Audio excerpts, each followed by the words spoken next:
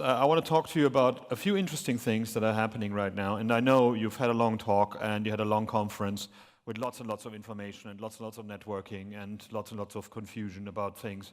So I want to talk today to close this up and to send you out on the road and get more excited about things. I want to talk to you what our role as developers is in the emerging market that we have right now. And we have a massive evolution or revolution happening right now with machine learning and artificial intelligence. And we had talks earlier showing you some APIs, and I'm going to cover them as well. And I'm not going to show you any code though, because I want you to understand that the machine learning and artificial intelligence revolution has already happened. It's already upon us, and it's already there, and we now have to deal with it. And as most people deal with new technology or new ideas is like blank panic and being very afraid of it.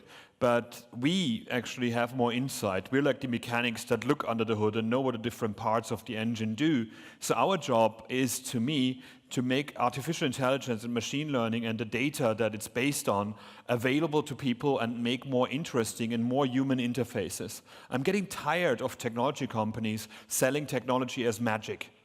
Because when you sell magic to people, then people don't take ownership and they actually don't care about it anymore and become sloppy and become dangerous. Because as soon as you don't understand something and you're using it, somebody telling you that they can make it better for you, you will trust them. And that's why you give information out, that's why you give passwords out, that's why you become hacked, that's why you actually lose your identity online for free stuff that sounds simpler because you don't want to feel stupid.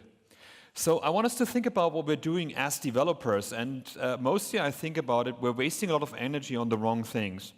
When I look at, as a web developer, at what gets us excited at the moment, a lot of it is about tooling, and a lot of it is about like making ourselves more effective. When I started, it was much more about making sure that the code that we wrote on the web was mostly there to build interfaces for people that worked. Like the e-commerce things back then, and when I started in 1997, 1998, everybody wanted to sell things online and make it as easy as possible for people to buy things. And then they had Netscape 3 or Internet Explorer 4 as their browsers, and my job was to build interfaces that don't break in these horrible environments. My main career at the beginning was knowing how browsers mess up, and then work around that and be the person to know that. And that felt so non-rewarding. That felt like, why do I have to fix things all the time? And we moved ahead with that. Like nowadays, it's much easier. Browsers are much more compatible with each other.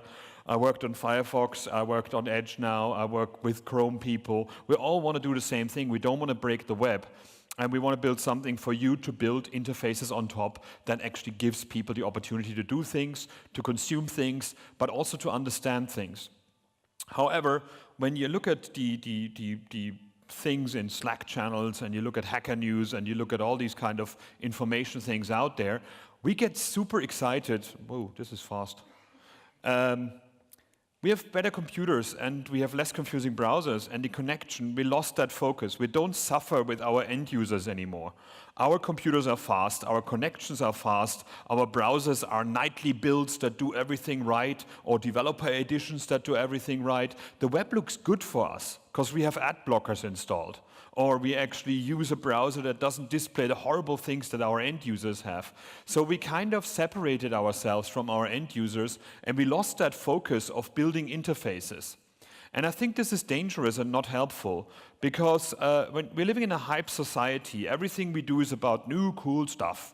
And when we get separated from our end users and make a web that is broken and make a web that is horrible, where it's like 5 paragraphs of text surrounded by 6,000 ads and live playing videos that I can't stop and all kind of things that make the fan on my computer whir, I wouldn't be surprised that people go into Google AMP, go into instant articles, go into other environments to get their information from.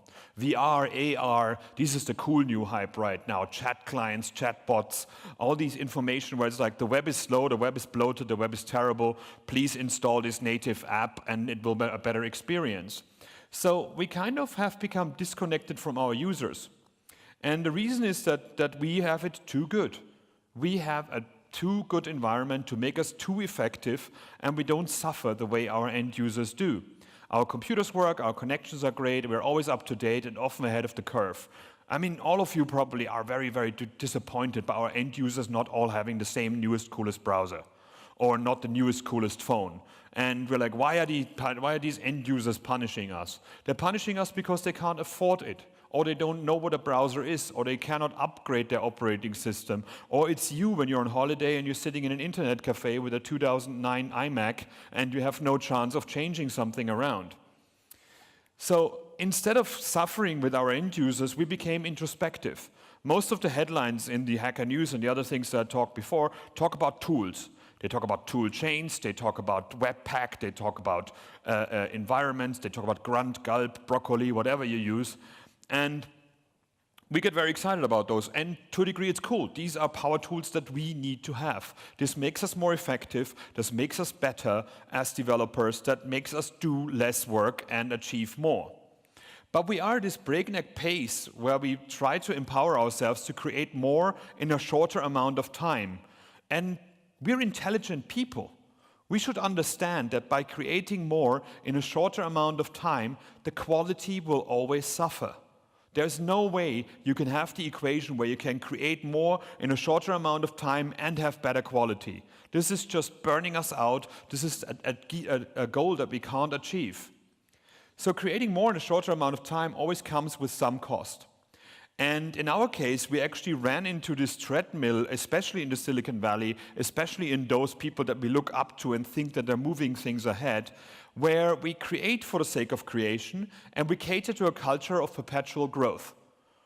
It's not cool to have 200,000 users, you have to have 60 million users. You have to have 4 billion users. Your company needs to hire 50 engineers every month or you're actually falling behind because the competitor has more engineers than you, rather than empowering your engineers to do sensible things.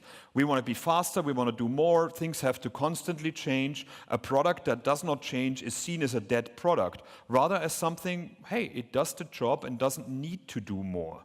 The amount of times I build user interfaces that I have no idea about. I work for Microsoft. I have a Mac, and I switched from a Mac to now Windows to a lot of stuff that I need to understand, and I actually enjoy. A lot of stuff in Windows is good. But when I go from like Keynote to PowerPoint, for example, I'm looking at all these options and buttons, and I have no idea what these things are. Somebody said, like, this is a feature that one user needs, so let's put it in the interface for all the users and make them turn it off. Same in Facebook, same in like, I don't know what Snapchat is, I don't understand it at all. But these are things that are new things, everything is new. Facebook now is live videos. I get people sending me 10-second videos of them walking down the street pointing at restaurants instead of sending me a text, this restaurant, let's have some food. I don't want to watch television of you. This makes no sense to me. But we're like so into ourselves, we want to be a publisher now, and a video publisher at that. So where are we going with this? I think for now, we are actually good. We're a market that is in demand. People are looking at our stuff, and we have much more freedom that we know with. Our job security is much higher than anybody else's. Whenever I go home on Christmas, I meet my family, all factory workers, coal miners. They have no choice. They basically, my godfather is now 56 and got unemployed. There's no way anybody's going to give him a job anymore. In my case, I feel bad because I get like spam mail every day of 12 recruiters wanting to hire me. We're annoyed by job offers. If you think about that, it's just mental. So the problem is, though, like we work in a world that other people are scared of. Automation, computers, thinking machines, this is what people are very much afraid of. And especially politicians in some countries are very afraid of as well. It's actually quite fun to be in a room called Cupertino and being allowed to talk about technology. This is pretty cool. So have we built machines that are too clever for their own good? So I love this demo where he's just throwing the ball against the robot, and he's like very excited that the ball catches it, and then he just throws it back at his head. And this is what people are afraid of. Like, have we built machines that replace us, and then we stay there and have nothing to do? We don't know what to do next. And computers are cheaper, robots are cheaper, faster, can work without holiday, do things out there. So people are afraid of being replaced by computers and things they don't understand. Isaac Asimov, the science fiction writer, wrote that he's not afraid of the lack of computers. He's not afraid of computers, he's afraid of the lack of them. And when you see some of the headlines that are happening right now, this Chinese company replaced all their workers with robots, and 90% of the human workers were replaced with robots. The production rises by 250% and defects drop by 80%. And this is not surprising. Factory work, sitting in the same spot, doing the same things over and over again, mechanically boring, is what humans are shit at. We are really, really bad at that, because when we are bored, we become sloppy. When we become sloppy, it becomes dangerous for us because we hurt ourselves with things. We don't think about the things that we're doing because they're so tedious and boring. We don't want to work any longer, but we do it for the money and we do it for thinking about something else, and we build bad products that way. So these jobs are not replaced by computers. These jobs have been replaced by evolution of humanity. We should not do these jobs any longer. We don't work in coal mines, most of us, any longer. We're not actually we're not worried that cars replace horses anymore. There's been 3 industrial revolutions already, and we're in the new one right now.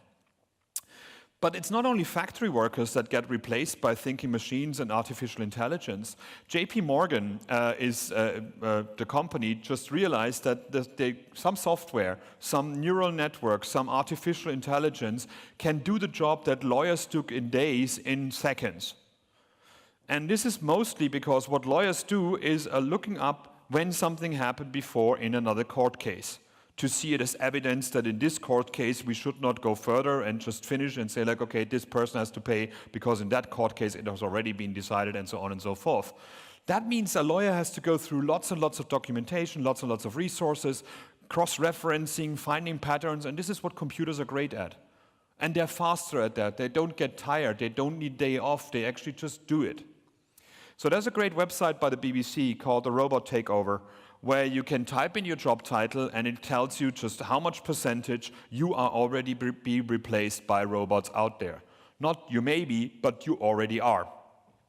So in my case, I typed my IT and project program manager in there. Didn't have a senior, so that was a problem.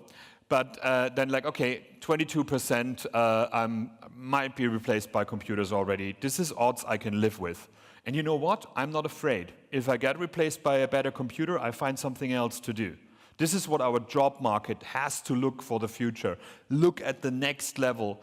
I'm so excited about all the jobs that we have to invent in the next 5 to 10 years, because jobs that we do now are going away. And people want to be important. People want to be seen as somebody that brings something to society. This is not enough to pay them. You also have to make them happy. You have to make them appreciated. You have to realize it. And that was a big problem in IT. We're always seen as the people that do magical things, and we just get we get praise for things that are broken. How many times did that happen to you, that you built something really quickly because the product manager said like it has to be done by the end of the month, you were unhappy about releasing it, and then you got a bonus for being in time? And people just don't want to understand what we do. They don't even want to talk to us. They just want to see us in the corner doing the thing, and they're like, hey, my developer guys are faster than your developer guys. And this is not rewarding. This is not giving us the future that we want to have. Now, a legal secretary, again for the same reason that most of their job is doing paperwork, is already 98% replaced by robots. This is not that we turn secretaries into androids. This is not as cool. It's just they're getting replaced by software. Whereas a normal secretary in a company secretary, is only 7% replaceable by a computer, because they have to deal with humans. They have to deal with human drama. They have to make ethical decisions. They have to make emotional decisions that computers are actually really bad at. There's a big thing from MIT right now about self-driving cars, where people on the internet can vote what a self-driving car should do in case there is a decision to be made. Like a driver in a self-driving car that could have the choice of crashing into a wall and basically endangering himself, or swerving around an accident and run over people on the pedestrian walk. The robot would say like, hey, he's the owner of me. I'm actually, the self-driving car is driven by that person. My job is to protect that person. I don't care about the people on the sidewalk. Whereas the human would say like, well, I take my chances. I don't want to run over people because I don't want to hurt them. Some people do, but these people shouldn't drive. So the main thing, and this is Paul Gaston Stops at Green has a great talk about this, where he had this slide in there where he said, like, if your job is about numbers and routine, you're already out. You're already gone. You're already being replaced by Amazon and other people. Whereas the more your job is about abstract thinking and about variety, the more you cannot be automated, and this is where our jobs should go.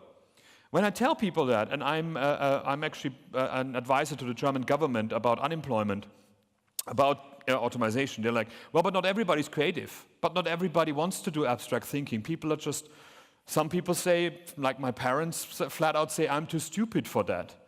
They're not too stupid. They've been told their whole life that they are stupid. They've been told their whole life that they can only be a factory worker or a farmer or somebody that actually just tedious, boring work and not think about it. The opportunity we have by freeing ourselves from this physical labor to allow people to become what they don't even know what they are yet is immense, and I'm really looking forward to that, and I hope that politicians and that humankind in general is clever enough to embrace this. Now, the good thing about us is that we're creative and we write AI software, we're super clever, we cannot be replaced by those.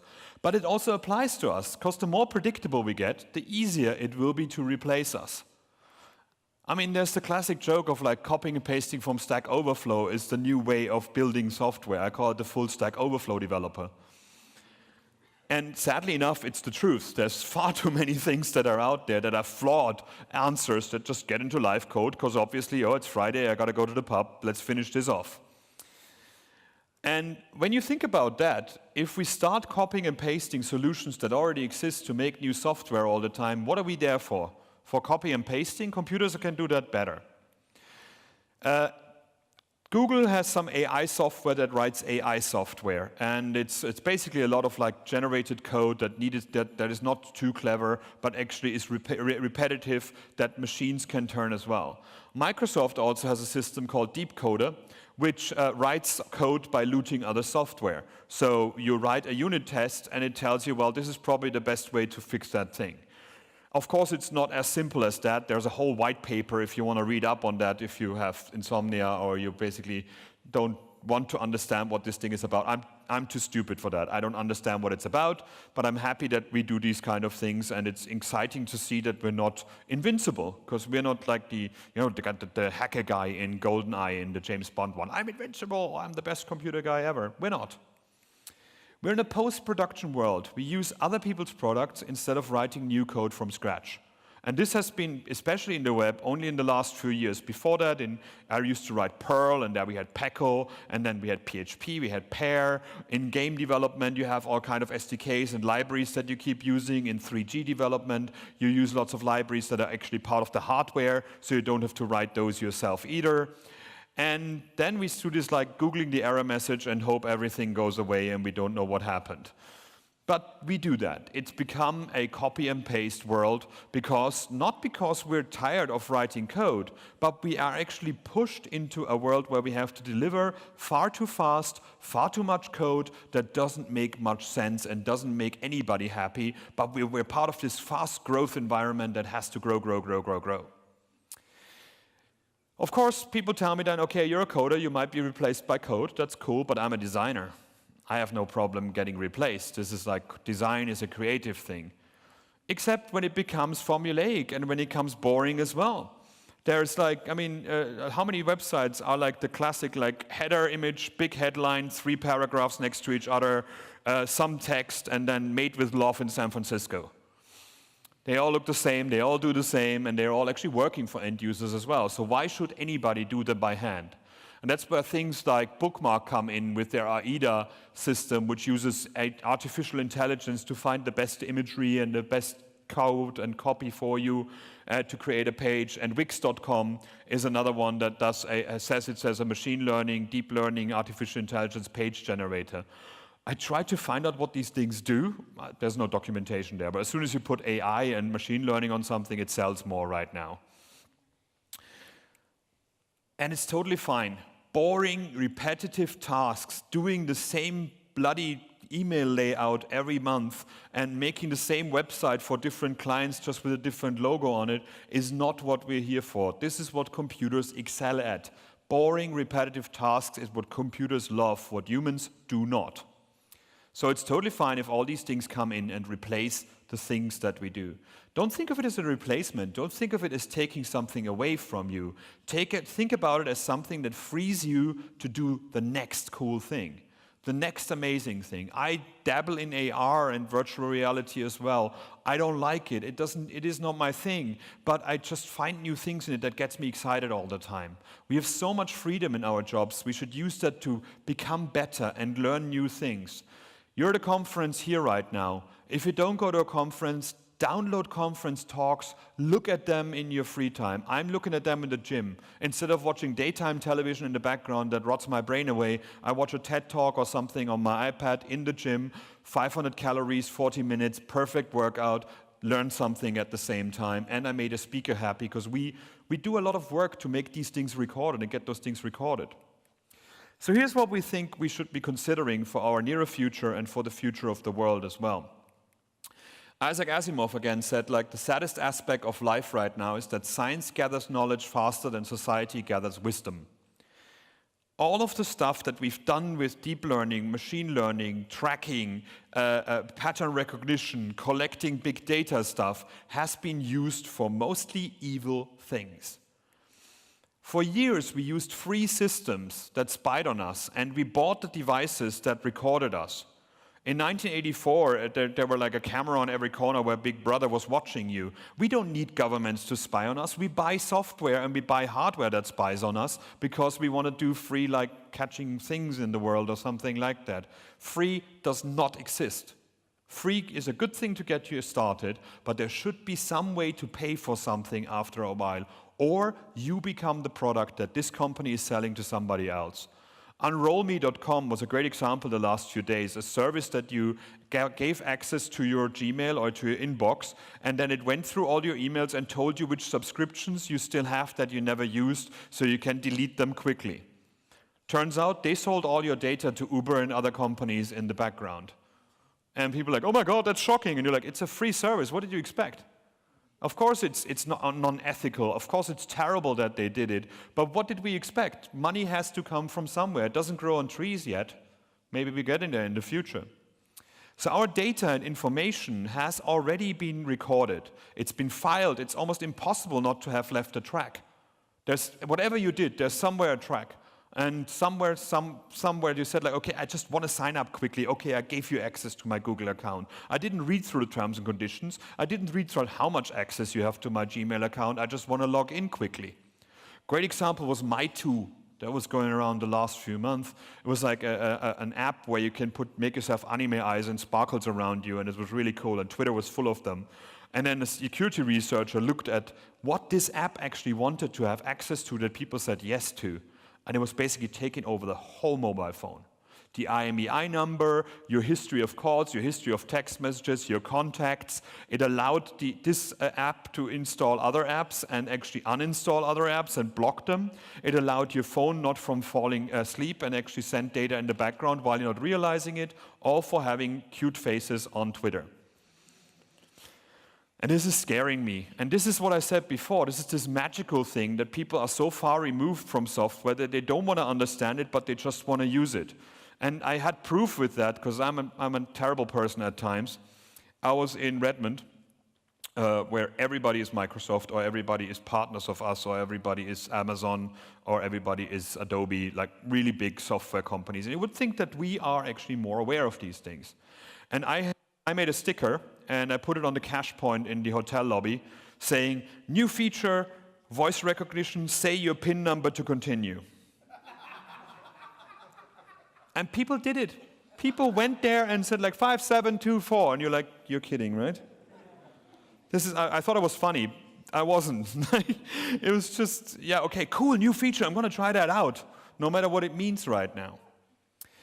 Aldous Huxley of Brave New World said, technological progress has merely provided us with more efficient means for going backwards, which is very dark and gloomy, and I'm not fully of that.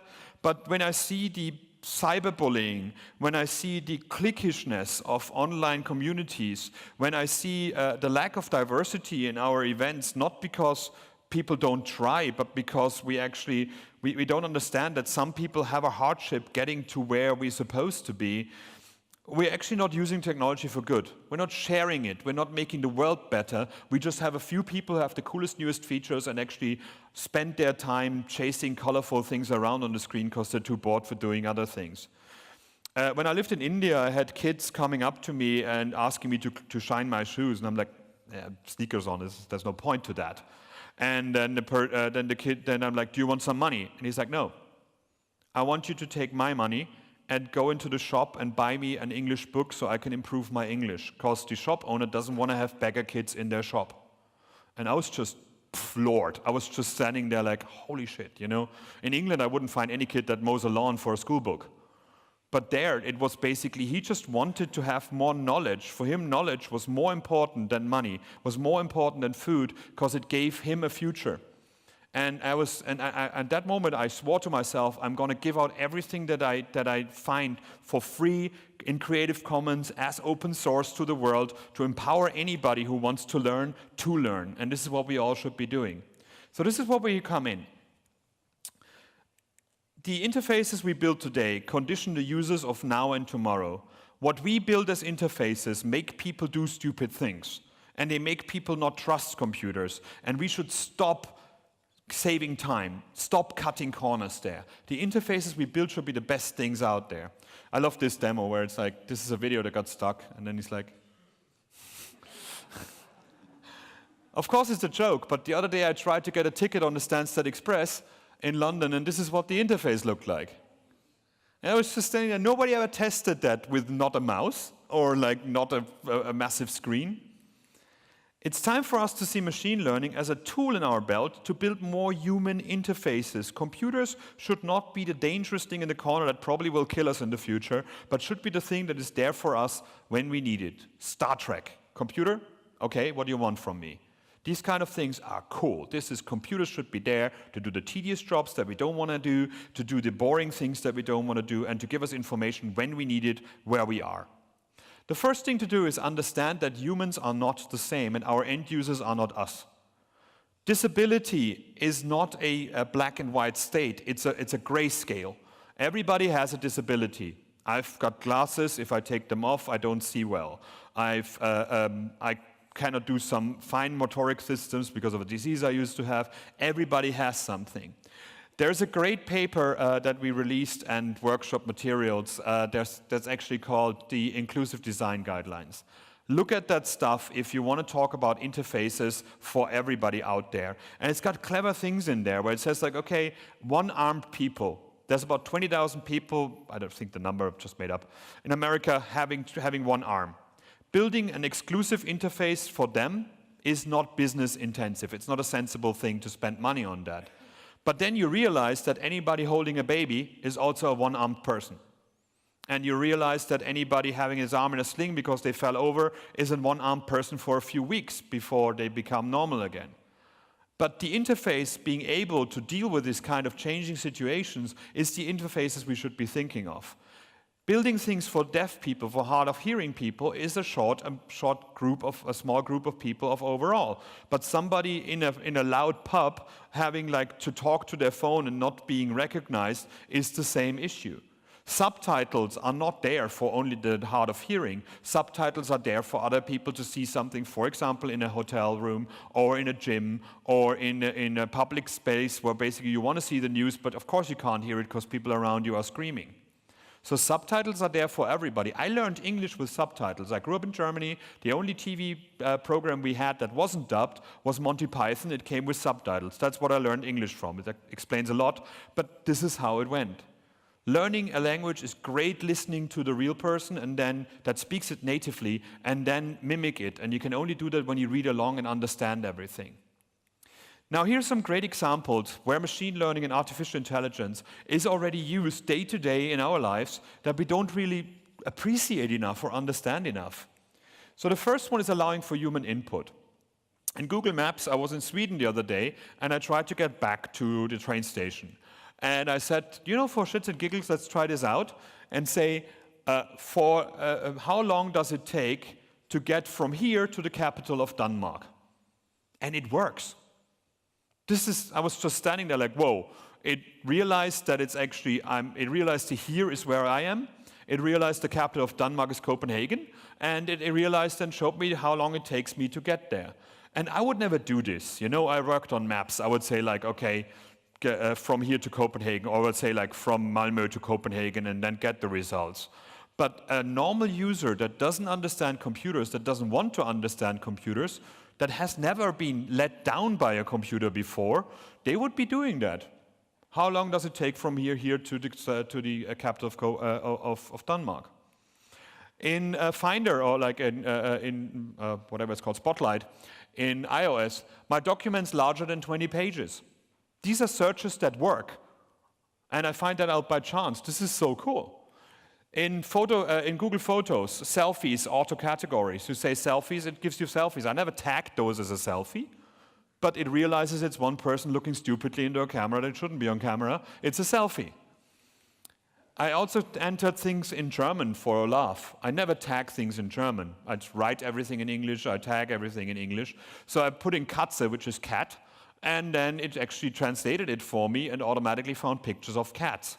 It didn't ask me like, oh, we don't know what Katze is, can you please say English? It automatically translated it in English in the background. Same with food, in German, and it found food, which is even less defined than a cat is. Detecting things is another thing that machines are good at. So Facebook's alternative, for example, Facebook has these image may contain, if you find an image in that means people had no alternative text for it, but Facebook generated that alternative text for you. And it did it by classification, detection, and segmentation, and they've been doing that with all the photos that people uploaded since the beginning of Facebook without telling people, which can be evil, but hey, it's a free service.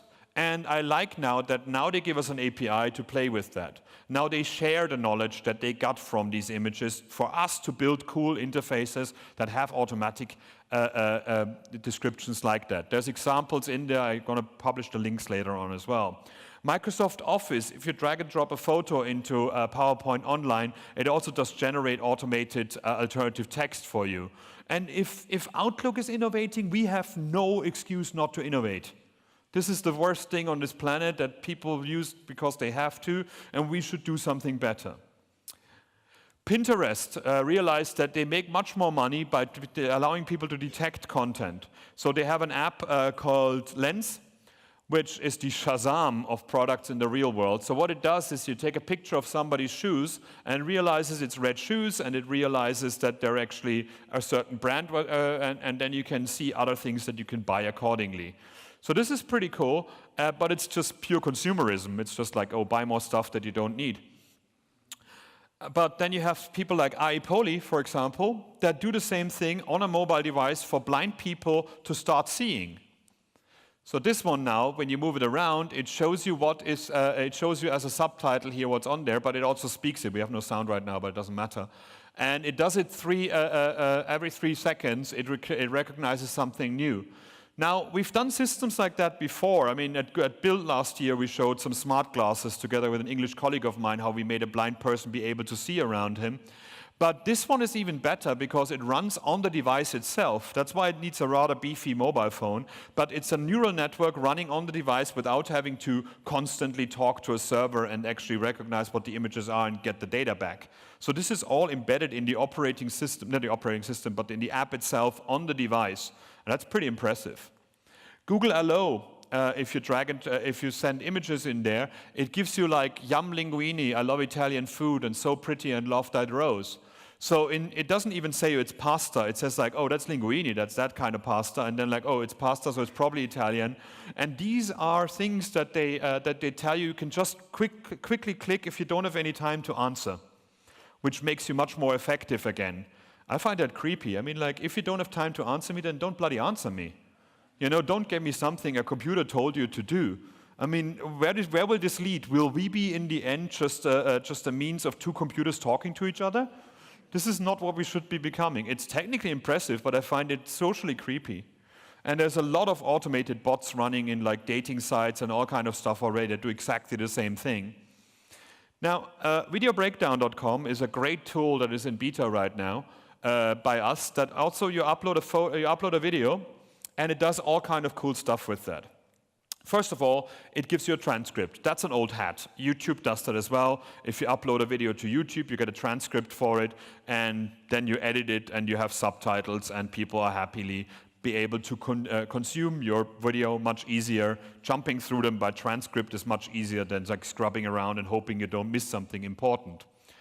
But what it also does, it finds out all the different voices in the video and tags them. So you can then say, okay, this person was, in this case, Christopher Nolan. This person was the other actor. This person was the other actor. So you can build an interface to navigate the video by the different people speaking in it. And it also allows you to, it analyzes the transcript and gives you these tags up there automatically. That gets you there to jump to content in the video as well. And it gives you a sentiment of the speech. It was positive, negative, or neutral. So you can jump through the video by sentiment as well. If the voice is already recognized as an actor's voice, as a celebrity's voice, that automatically happens then, and it pulls in the photo and all these things for you as well. How cool is that? And even better, yesterday was a Lyrebird.ai, is a new system that just got sent out, and I'm just contacting them to find out more, that can generate a voice from another voice. So they have this ad where like Obama and Bill Gates and everybody is very excited about their new product, which they never said, but it sounds perfectly like them. Again, creepy, but holy cow, we're already there. Google's DeepMind has an algorithm that detects lip reading. And a normal lip reader, like a person who's deaf, can actually get like 12% success rate. And this algorithm got 48% success rate, turning lip movement into subtitles. Nuts, but how cool is that? Information from no information. This is something we always wanted to have. And this is what machine learning and deep learning and comparing with millions of data sets and millions of photos that we uploaded over the years help us do. Improving what's there by filling the gaps. There's a classic trope in television, which is to zoom in and enhance. You know, when you get like NCIS or something like that, like a blurry CCTV image from some crime, and they're like, well, look at that. There's a hubcap, and there's probably a reflection of somebody's sunglasses where it reflects the license plate of another car. Zoom in on that, zoom in on that, zoom in on that. And it's always like perfect resolution, and you're like, whoa. And as a computer guy, I was always like, this is so stupid, you know? It's like that when they did the hacking thing with the keyboard where she types and he types with her, and you're like, yeah, if you type together on one keyboard, you're probably faster. You know, Hollywood is horrible that way, but at the same time, okay, let them have fun. Until I realized there's now an algorithm for that. It's called Pixel Recursive Super Resolution by Ryan Dahl, Mohammad Norouzi, and Jonathan Schlems. It's available here to read in case you, again, have problems not understanding normal human beings, because I tried to read through it, I had no idea.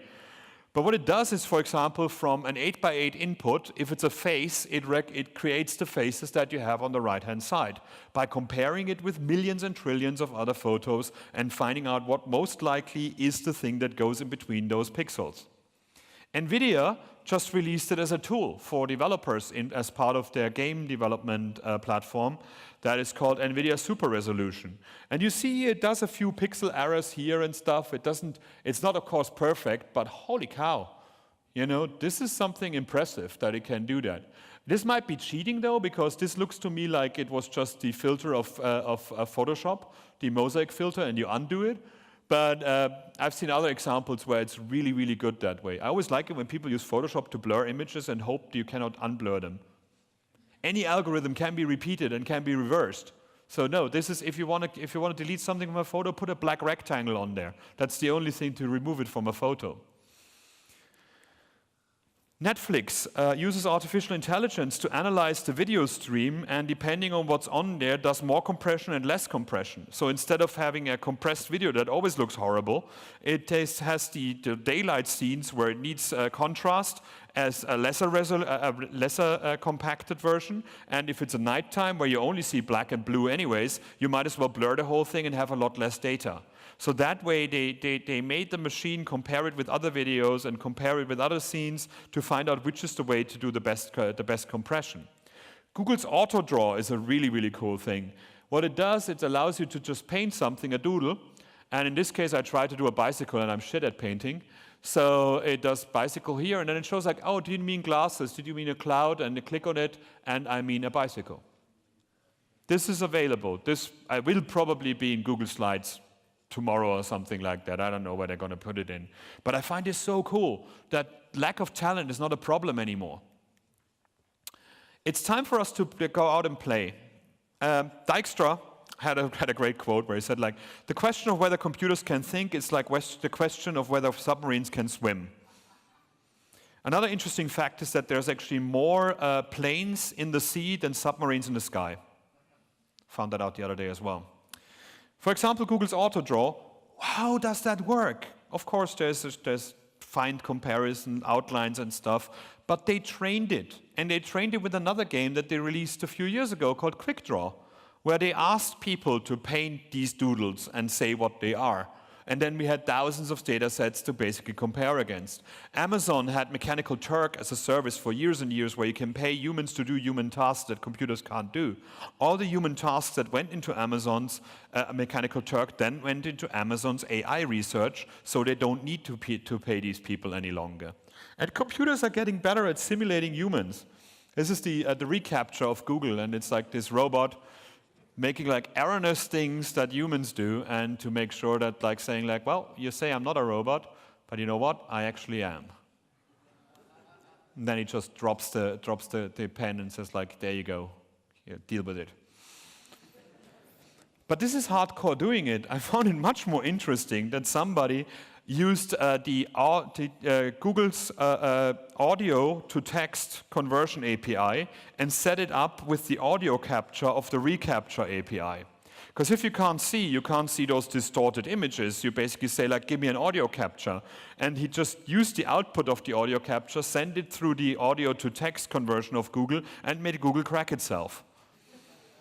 This is cool. And it's even better because it's both on the same server, so there is even no way to work around that issue. It's a very, very clever way of doing it. I think they patched it now, I hope. Now, if you want to play with this stuff, there's lots of data sources that you can play with. There's the ImageNet.org is an older one. That's a data set of tagged images.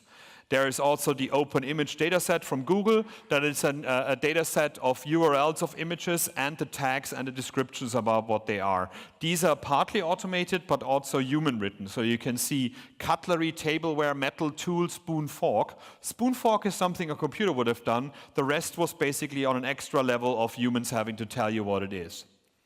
They put that into TensorFlow, so you can actually do the image captioning open sourced inside TensorFlow to play with. And the way it works is like you get 3 pictures that are very similar to your picture, and then you can probably say that's the right description for that image.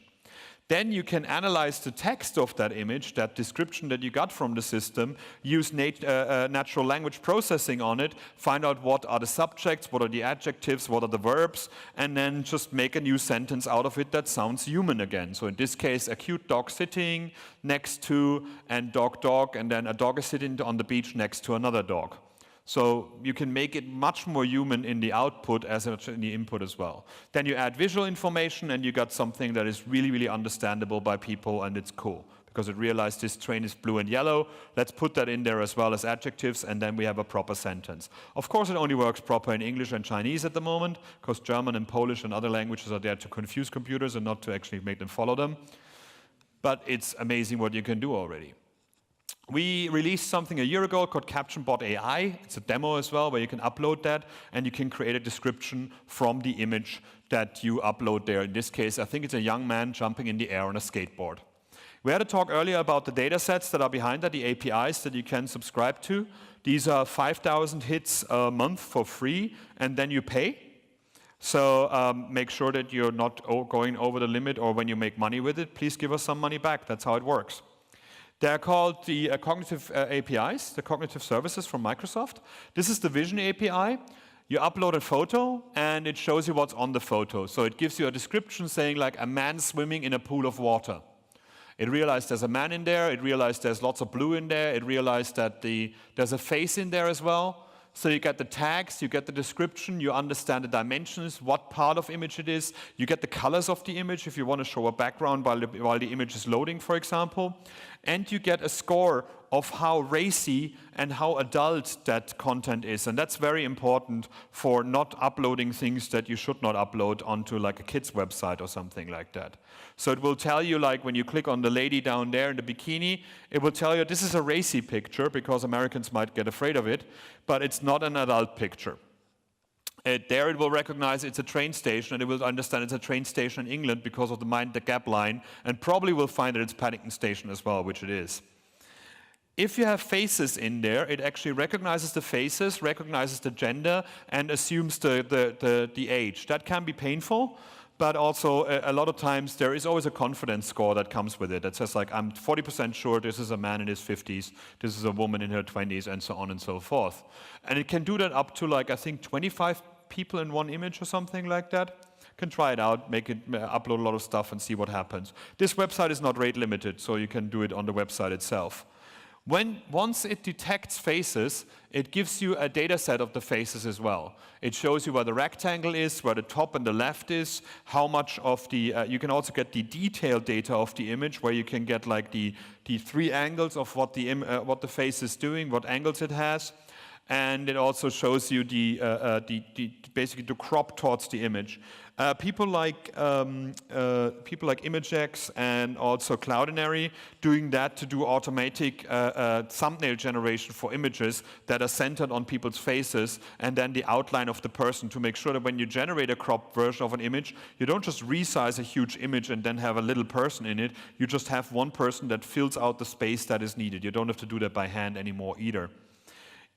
But important to say here, we don't store these images on our servers. They are yours to keep, and we just give you the data back. We don't keep the data either. You have to keep that data in your own databases if you want to do that, to do detection and to do kind of mass production or mass conversion of videos and images. Videos works as well. It just takes, instead of videos, instead of taking one image, it takes like one every few milliseconds. Once you have like a lot of data, a lot of images uploaded, you can cluster them that way. So you can say like, give me all the photos of women, give me all the photos of children, give me photos of elderly people, give me photos of young people, and so on and so forth. This is done by you rather than you having to drag and drop it from one folder to another. The machine does that for you. When we detect an image, and this is our data sets, Google has similar ones, Facebook has similar ones, Amazon has similar ones, IBM has amazing ones that are super expensive to use, sadly enough. But once we have an image, we generate a hash from it, and a face, we generate a hash from it, and then you can compare it to other images and say, like, is that the same person? So that's what Facebook did years ago. When you tagged one of your friends, out of a sudden, in other photos, that person was automatically tagged. That's exactly what has been happening here. This is exactly the same algorithm. And you can use that, for example, for logins. You can make people look into a camera and let them log into your internal systems, which Windows Hello does in the Windows machines anyways. You can use this system to create a hash from everybody working in the company and then let them log in just by looking at a camera. Why not? We also have an emotion API that detects emotions in people. It totally fails in Finland and other places, but this is normal.